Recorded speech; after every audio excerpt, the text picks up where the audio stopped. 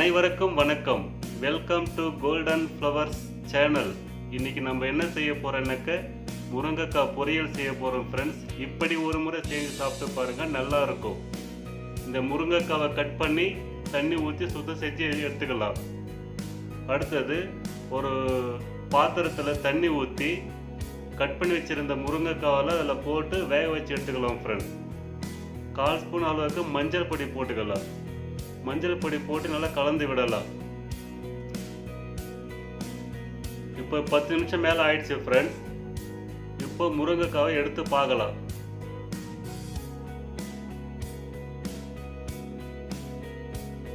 பாருங்க, முருங்கைக்காய் வெந்துடுச்சு. இது நம்ம இந்த முருங்கைக்காவை தண்ணி இல்லாமல் ஒரு ஃபில்டர் பண்ணி ஒரு பாத்திரத்தில் மாற்றி வச்சுக்கலாம். அடுத்தது ஒரு கடாயில் கைப்பிடி அளவுக்கு வேர்க்கடலை போட்டு வறுத்து எடுத்துக்கலாம். வறுத்து எடுத்த பிறகு இதில் நம்ம வேர்க்கடலை தோல் நீக்கி அதை நம்ம அரைச்சி எடுத்துன்னு வரலாம் ஃப்ரெண்ட்ஸ். அடுத்தது ஒரு கடாயில் எண்ணெய் ஊற்றி எண்ணெய் சூடானது கொஞ்சம் கடுகு போட்டுக்கலாம். அடுத்தது கட் பண்ணி வச்சிருந்த வெங்காயத்தை போட்டுக்கலாம். வெங்காயத்தை போட்டு நல்லா வதக்கலாம் ஃப்ரெண்ட்ஸ். அடுத்தது 4-5 பூண்டு பல் தட்டி போட்டுக்கலாம்.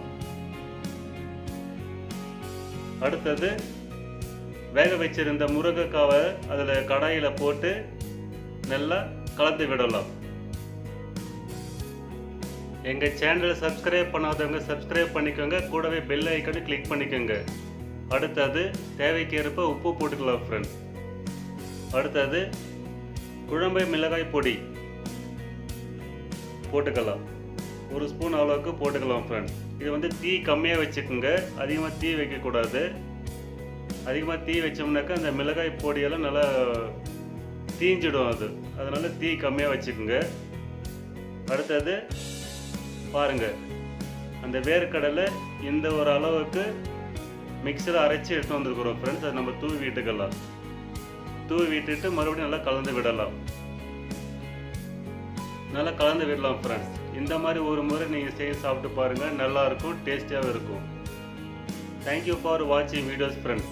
சப்ஸ்கிரைப் பண்ணுங்கள், லைக் பண்ணுங்கள், ஷேர் பண்ணுங்கள், கமெண்ட்ஸ் பண்ணுங்கள். மறக்காமல் பக்கத்தில் இருக்கிற பெல் ஐக்கனை கிளிக் பண்ணுங்கள் ஃப்ரெண்ட்ஸ். தேங்க்யூ.